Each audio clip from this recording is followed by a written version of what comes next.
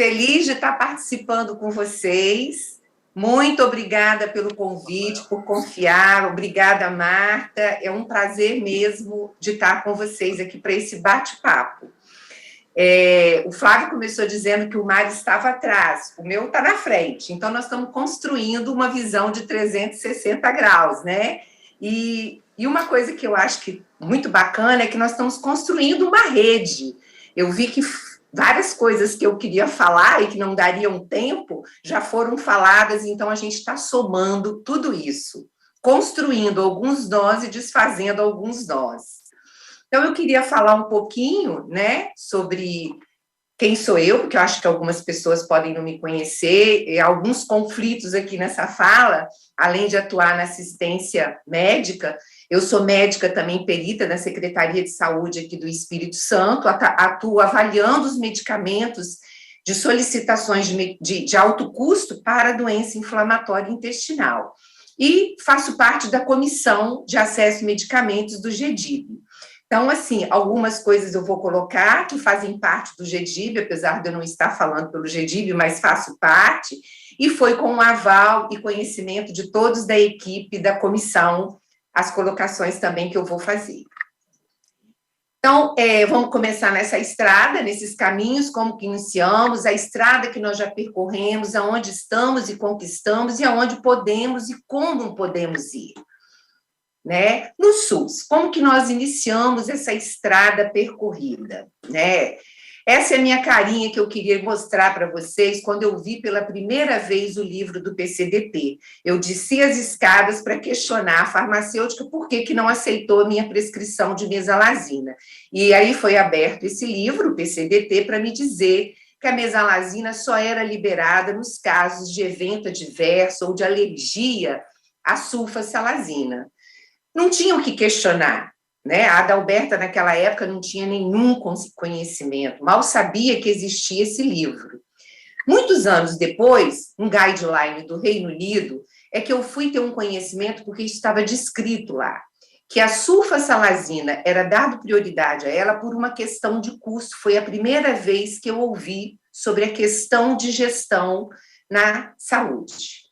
Então, eu vou passar rapidamente, isso aqui era só para lembrar a criação do SUS, mas isso já foi falado, os pilares do SUS, que é a universalidade. Eu acho que o desenho que está aqui apresentado demonstra muito bem que não basta ter a igualdade, mas que é importante ter a equidade para as diferentes situações. E nós vivemos hoje diferenças regionais de estado para estado na assistência farmacêutica e acho que também na assistência médica, né? Então, o papel do SUS de promover, prevenir e reabilitar. O sistema foi crescendo, a política de assistência, não só de assistência farmacêutica, mas de assistência médica, né? Foi criado a Secretaria de Ciência, Tecnologias e Insumos, foi criado o DAF, que é o Departamento de Assistência Farmacêutica, o DECIT, o DES, que depois foi nomeado como CITEC, veio evoluindo. O primeiro fluxo da Conitec, em 2006, era necessário essas atualizações, porque precisava se manter a inclusão social, o acesso universal, igualitário, com equidade, e essa atenção integral. E isso era importante porque a população está envelhecendo, existe uma mudança no perfil epidemiológico, e vale a pena dizer aqui que na doença inflamatória intestinal, os dados que nós viemos falando aí em outras palestras, por outros palestrantes, no Brasil nós já estamos tendo eles, né? E o advento de novas tecnologias, então eles precisam se atualizar. E essas primeiras atualizações em 2011, a Cristina acabou de falar, elas vieram com a participação da sociedade civil, dos pacientes, dos médicos, e esse sistema todo com o objetivo de proteger o SUS, que ele precisa funcionar com qualidade, e beneficiar os pacientes. A Anvisa e a Conitec atuam de uma forma um pouquinho diferente. Parece que a Anvisa, né? A Anvisa, ela avalia a eficácia, a Cristina também já falou um pouco sobre isso. E a Conitec, ela tem um foco na custo-efetividade quando ela vai incorporar uma medicação.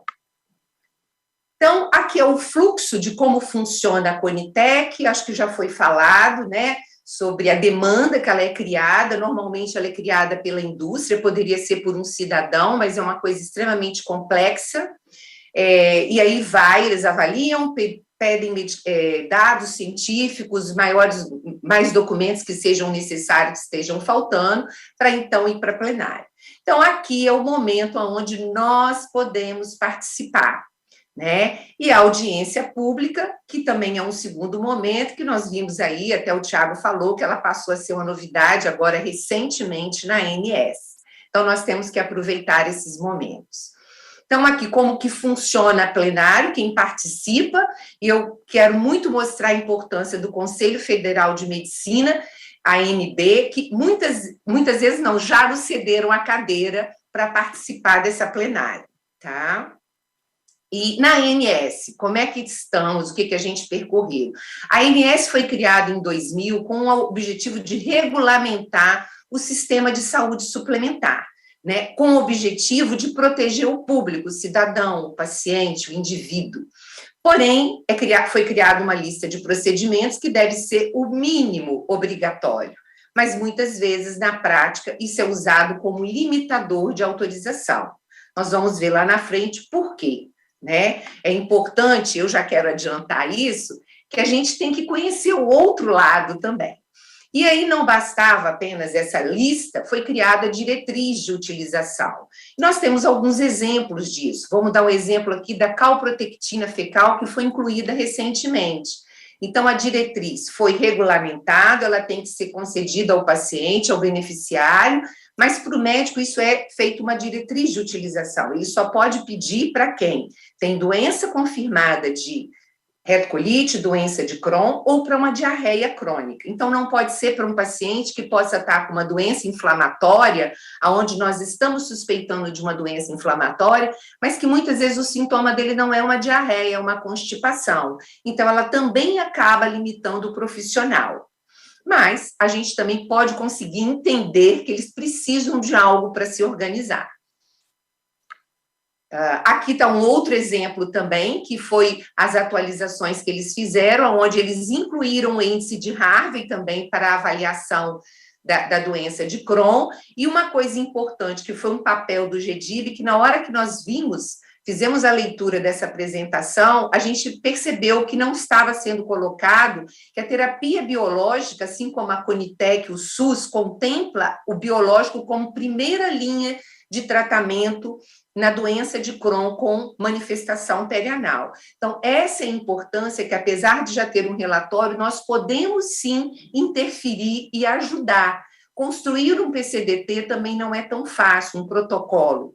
Eu tive a oportunidade de participar de um protocolo estadual de alergia a leite de vaca e a gente levou quase 2 anos. Então, não é uma coisa muito fácil. E uma mudança nova que na Agência Nacional de Saúde, antes a incorporação, a demanda para uma nova tecnologia, ela levava 2 a 3 anos para se abrir aquele rol de atualização.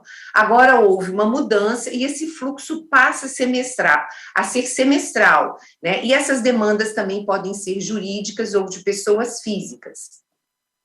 Aqui o fluxo parecido com o da Conitec, né? Lembrando que a gente também tem a participação da consulta pública, e uma coisa que não fica muito bem claro para a gente, qual é o peso nessa votação. A comissão tem participado do GEDIB, a Comissão de Acesso ao Medicamento, e vimos situações onde houve um N maior de votação favorável, no entanto, o procedimento de tecnologia não foi contemplado. Assim como nós sabemos também quem são as pessoas convidadas que avaliam a custo-efetividade. Isso não tem uma transparência ainda para nós. E aí a avaliação de tecnologia de saúde, né, que é a evidência, buscar a evidência científica, e com avaliação com as perspectivas de diferentes atores, o paciente, o médico, a instituição, seja hospitalar, né, seja a rede suplementar, seja o sistema de saúde.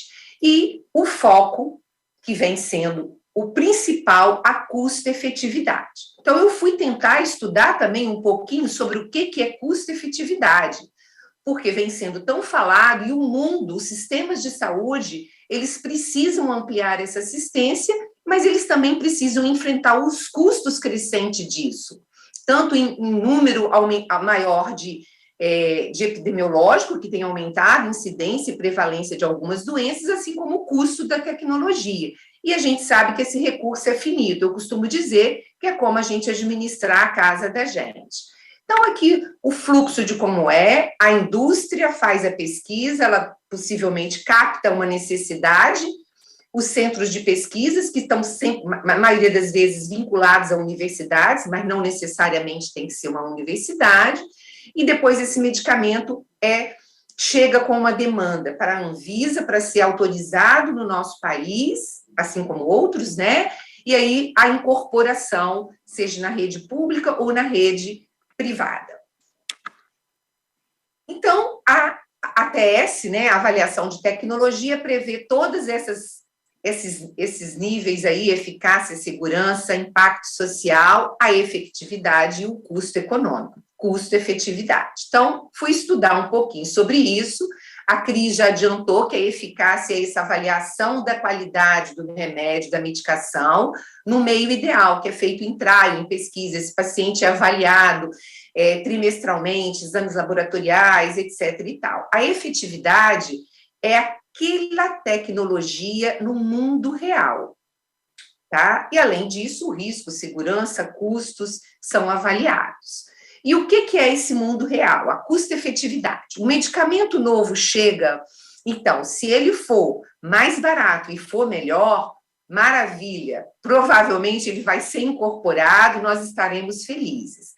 Se ele for mais caro e for pior, ele não vai ser incluído, né? E aí, nós também somos beneficiados. Quando a gente tem um medicamento que é mais novo, né, uma tecnologia nova, mais barata, mas ele é pior, mas ele é mais barato, a gente pode estar do lado de cá, né, sendo prejudicado, porque talvez esteja sendo disponível para a gente, sendo disponibilizado para nós como cidadãos que vamos ser usuários do sistema de saúde, algo que não é tão bom, que pode ter mais evento adverso, né? E quando o problema se encontra aqui, chega uma tecnologia nova, melhor e mais cara. Aí é onde nós ficamos impactados nessas avaliações. Então, o que eu consegui aprender um pouquinho, né? Porque isso aqui deve ter cálculos, matemáticas. No Reino Unido, eles utilizam o QALY, que é um sistema para avaliarem a qualidade de vida ajustada por anos de vida. Então, eles calculam e tem um índice de 0 é morte, 1 é a saúde perfeita. Então, e eles também têm um limiar de preço para colocar, que 30 mil libras, vamos colocar aqui como exemplo. Então, se passar disso, já é pressuposto que vai ser difícil ser incorporada essa tecnologia, tá? Então, eles têm um limiar para poderem se organizar.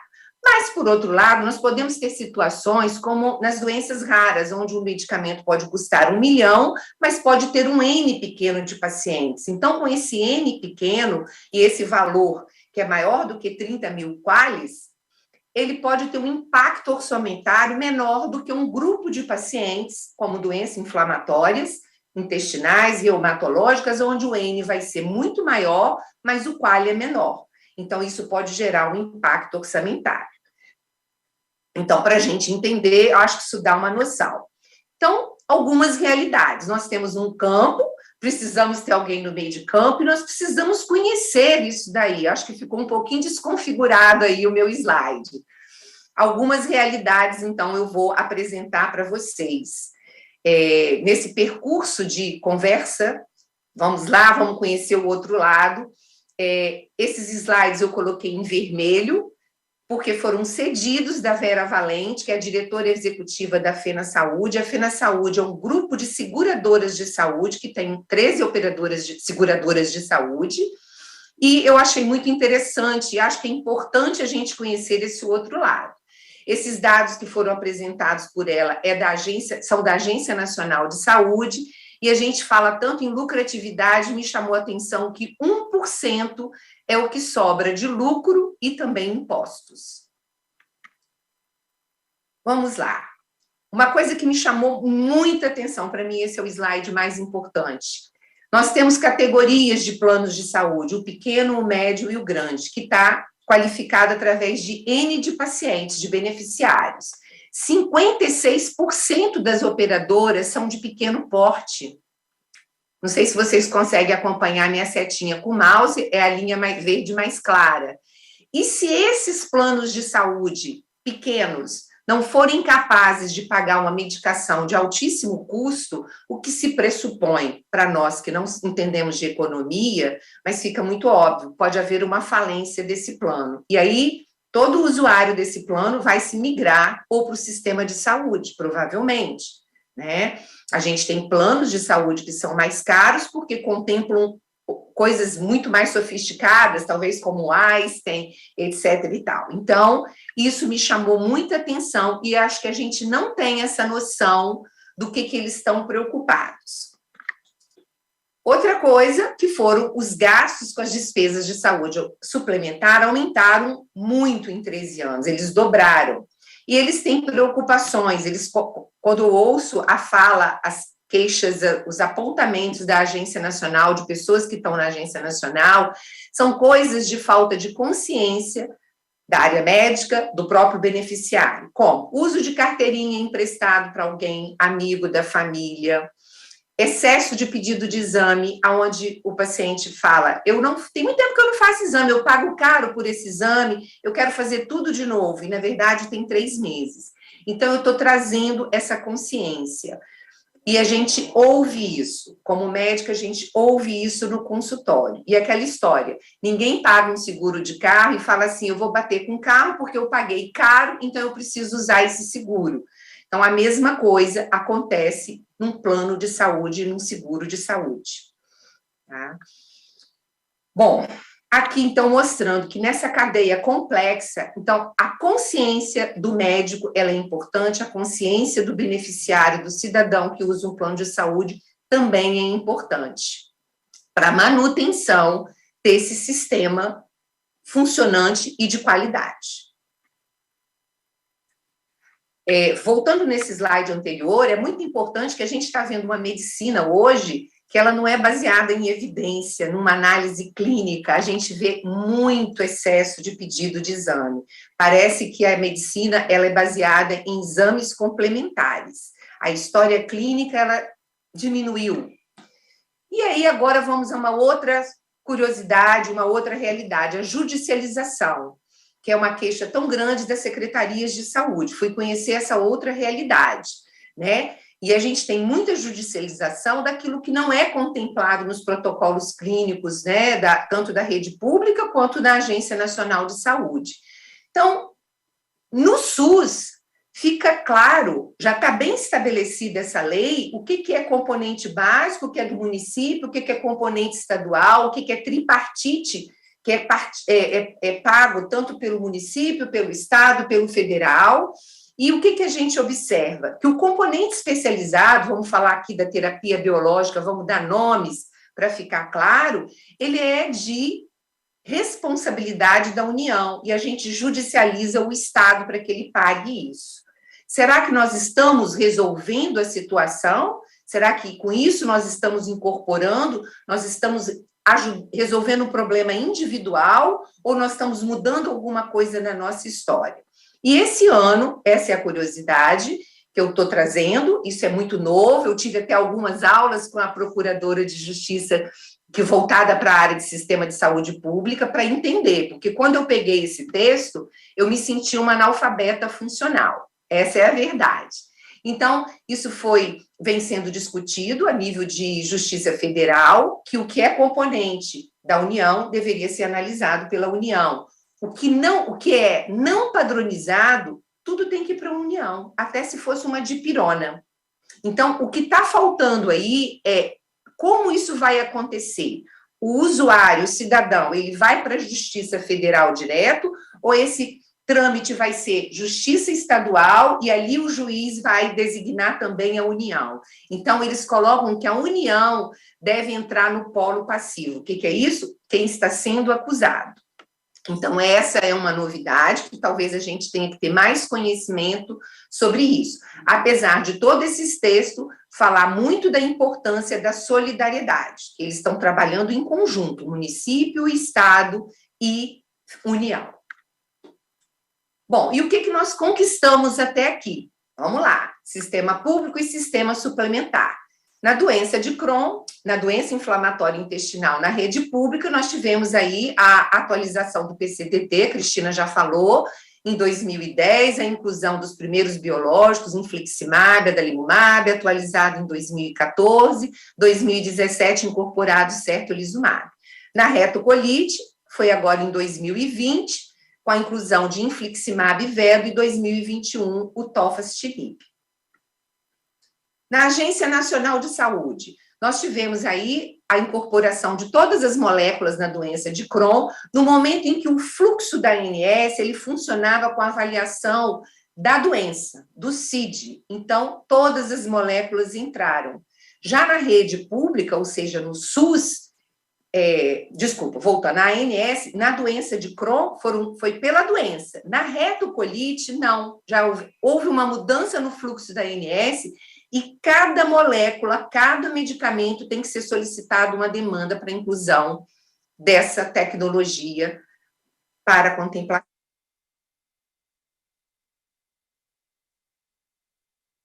Então, aonde estamos? Mas qual é a nossa realidade? Isso tudo está resolvendo o nosso problema? Será que a Conitec, a saúde suplementar, tem noção? E as demandas não atendidas?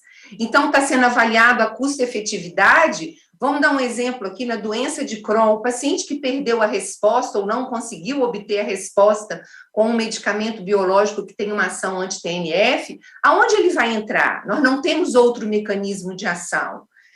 A gente teve aí, inclusive, a tentativa de incorporação de um medicamento, de uma outra ação de biológico, colocando que ele poderia ser contemplado para aqueles que perderam a ação ao tratamento convencional e também aos biológicos anti-TNF, mas a custo-efetividade ganhou nesse jogo.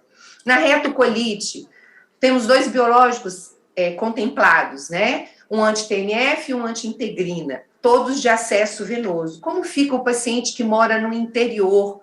A gente viu na avaliação de golimumab que o paciente se mudou de uma cidade para poder conseguir fazer o tratamento, ou ele ficava viajando 6 horas por dia para fazer a infusão. E as crianças com retocolite? Criança que, por exemplo, teve reação adversa a um infliximab, ela não tem outra opção, porque a vedolizumab não é autorizado para criança.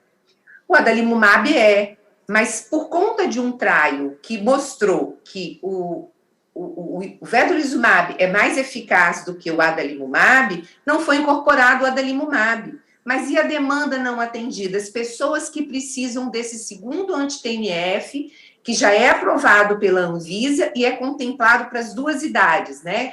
Para a infância, para a vida adulta e para a vida mais senil. Então, nós temos o nosso palco é esse aí. Então, eu mostrei as realidades do lado de lá, mas nós temos umas realidades que nós precisamos lutar. E aí, o GDIB, né, como associação de médicos, voltados especificamente com as doenças inflamatórias, o que ele veio conquistando? A comissão de acesso, uma fotinho da equipe, que vem trabalhando nesses 4 anos, o que foi realizado por essa comissão, o Fórum de Acesso de Assistência Farmacêutica era uma realidade muito importante, pois era nítido a falta de conhecimento da assistência farmacêutica, da realidade da assistência médica do paciente. Assim como nós, médicos, como eu mostrei a minha carinha lá atrás, não conhecíamos assistência farmacêutica, a gente não conhecia nada, a gente não conhece nada. Isso tudo está sendo um aprendizado. As consultas públicas que o GDIB vem participando, os pareceres técnicos científicos, tanto na ANS quanto na Conitec. E foi também proporcionado um curso de capacitação no curso do Albert Einstein. Gente, isso foi novembro, dezembro do ano passado. Então, nós estamos realmente engatinhando. O nosso país é jovem, Nós, como médicos, não temos conhecimento de todas essas áreas, então eu acho que as dificuldades do nosso país, comparando com países Europa e América, elas se justificam por conta disso. Aí o nosso primeiro convite, né, para participar com um posicionamento técnico-científico na reunião da Conitec sobre a inclusão do Toffas-Schmid, e que foi incorporado. Bom, os caminhos para a inclusão, né? A gente precisa, o fórum de acesso também, eu queria muito, olha, desculpe, mas eu acho que houve alguma desconfiguração. O fórum de acesso trouxe algumas falas muito bacanas e importantes. A novidade de que o Ministério da Saúde está buscando caminhos para capacitar profissionais técnicos estaduais para ajudar na Conitec nas avaliações do processo de incorporação, né? Uma convidada se colocou à disposição para nos ajudar com as associações do paciente, buscando essa proximidade com o Departamento de Assistência Farmacêutica. E uma frase muito importante: a nossa visão não pode ser maniqueísta, a indústria farmacêutica é importante, essas pesquisas são importantes, o Estado é importante, o poder público, os médicos, os pacientes, tem que estar todo mundo em conjunto. Nós estamos numa fase que eu diria que nós estamos nos apresentando e apresentando nossas realidades, né? Os médicos precisam estar unidos, essa busca foi durante muito tempo, elas foram individualizadas, eu mesma fiz isso, né, aqui no Espírito Santo, a gente foi se conhecendo, buscando e agregando pessoas, mas eu acho que nós estamos vivendo um momento do coletivo, né, da organização, dos grupos, da sociedade médica atuarem em conjunto, para que tenha consistência, né? A Priscila deu o exemplo, a gente sozinho, sem regulamentar, é desfeito numa próxima governança, né? Então, as sociedades médicas e associações de pacientes precisam estar alinhados. E aonde e como podemos ir, né? Então, os nossos desafios, eles precisam estar bem delineados. Qual é o problema, qual a relevância disso para essa sociedade, né? Qual a importância? A gente precisa conhecer, mesmo que a gente não vá exatamente argumentar o impacto disso nas políticas públicas, qual o público que nós vamos atuar. Talvez a gente tenha que se dividir entre o público, entre o sistema de saúde público e o sistema de saúde privada. A familiaridade com o tema, isso também foi muito apresentado pela Júlia e pela... Poxa, esqueci o nome. A familiaridade, né, com esse tema. Um exemplo que eu quero colocar do Golimumab na Conitec. O que aconteceu? Não adianta só o paciente colocar a vida real. O que eu senti nessa reunião foi que o paciente saiu, apresentou o dado. A discussão, inclusive sobre críticas da atuação da assistência médica, como que o médico prescreveu o Golimumab? Ele prescreveu o Golimumab porque o paciente morava no interior, não tem centro de infusão, né? O questionamento, mas foi incorporado o vedolizumab, por que não está sendo usado? Então, eles não conhecem essa realidade. O vedolizumab foi aprovado no início de 2020, mas só foi fechada a negociação de preço em 2021. E ainda tivemos que esperar a inclusão dele na tabela SIGTAP. Então, de julho, a partir de junho, julho, é que ele começou a ficar disponível para que os médicos pudessem prescrever. Então, lá dentro da Conitec, e eu espero que eles estejam ouvindo isso, né, participando, porque eu convidei algumas pessoas para participar dessa conversa, para conhecer esse outro lado. Eu acho que já passou da hora de ter realmente alguém com perfil técnico-científico nesses plenários da Conitec, né? Então, a gente precisa desses relacionamentos com entidades governamentais, os políticos da sociedade civil, a gente precisa estar se direcionando a pessoas certas, na hora certa, e falando corretamente e com argumentos corretos. Então, nós precisamos estudar, né? A cadeira na Conitec, como eu falei, ela já foi cedida para a gente, né, do GEDIB, para o GEDIB, os dados reais da situação, os dados epidemiológicos, a Cristina já falou, acho que o Brasil agora já está recheado com mais de 10 estudos de epidemiologia, de norte a sul, né? Eu acho que isso é uma coisa muito bacana, é uma vitória nossa, do nosso país. E nós precisamos dessa interação, pacientes, médicos, entidades, sociedades, e eu questionei aqui as secretarias de saúde precisam estar com a gente. É interesse deles também que mude esse fluxo. Aquilo que é responsabilidade econômica do governo federal precisa ser direcionado. E eles podem estar conosco, alinhando, colocando em conjunto, né? Assim como a gente fez nos fóruns de assistência farmacêutica, nós tivemos a oportunidade de estar com o CONAS, e com outros membros, né, a ANB, outras pessoas participando, e a própria associação de pacientes. Eu acho que foram momentos muito construtivos na história do GEDIB, e que eu tenho certeza que vai ser dado continuidade. Então, nós precisamos também divulgação do conhecimento, a conscientização dessa situação.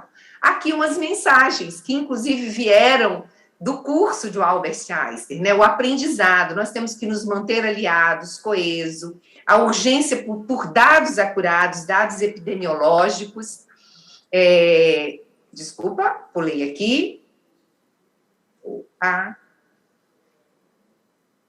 Precisamos ser efetivos, precisamos seguir em frente com essas mensagens, né? Essas mensagens que nós estamos conversando aqui, ok? E me travaram? Travou aqui para mim. Tá, então vamos lá. Então, liberou. A indústria, ela não pode ter apenas a visão do lucro, né? É uma responsabilidade social, nós precisamos ter acessibilidade, eles precisam ter consciência disso e precisam estar atuando com essa negociação. Hoje é muito falado nos contratos de risco, onde a indústria também se envolve nessa custo-efetividade. Os atores, né, também aqui o profissional de saúde, a consciência do uso racional de tecnologia, medicamento, exame complementar, fazer uma medicina baseada em evidências clínicas e ter esse conhecimento de economia e custos. Eu acho que isso é uma coisa que precisa ser valorizado e nós precisamos passar essa mensagem. É importante o médico ter essa noção de custo e economia. E os pacientes, a mesma coisa, como conhecimento, consciência, os desafios, a participação na ATS, consulta pública, esses são os desafios que nós temos, e hoje já houve desabafo, né? O quanto que isso é custoso, o tempo que nos leva, as enquetes que já são realizadas pela Associação de Pacientes, e esse é o desafio, consome tempo, mas é a nossa oportunidade real. Consultas públicas, né? O que a gente precisa ter? A gente precisa valorizar esse caráter crônico, eu acho que a Júlia e Alex, ai, que vergonha, eu esqueci o nome dela. Limitações sociais, as limitações laborativas, as limitações sexuais, mentais, conviver com dor, com diarreia, com secreções de fístulas abdominais, e justificar que a perda da eficácia de um tratamento prévio, a ausência de outra possibilidade e o impacto financeiro na vida desse ser humano, isso é muito importante. Enquanto as agências nacionais de saúde e de saúde pública estão preocupados, sim, eles têm que se preocupar com o coletivo, mas o impacto financeiro na vida daquele cidadão, daquela família, pode ter uma grande, tem uma grande importância. E aí o time, né? O futebol, o campo de futebol e o time. As operadoras de saúde, a Agência Nacional, a Conitec, sociedades médicas, e volta a falar de que nós precisamos estar juntos e tentar envolver as secretarias de saúde, né? E também no divulgação, conhecimento, a conscientização. E eu quero agradecer do fundo do coração por essa conversa, esse crescimento, essa união, que nós consigamos desfazer os nós dessa história, e eu deixo um dever de casa para vocês, que eu acho que é muito bacana, que é um filmezinho, um documentário do sistema de saúde do Reino Unido. E eu consegui fazer um print exatamente na hora que passava, esperançosamente. Eu sou um pensador positivo, e nós podemos ter forças juntos para seguirmos nessa estrada. Agradeço muito, um abraço, pena que eu não estou aí com vocês de perto, foi aniversário do meu marido ontem e não podia participar aí com vocês.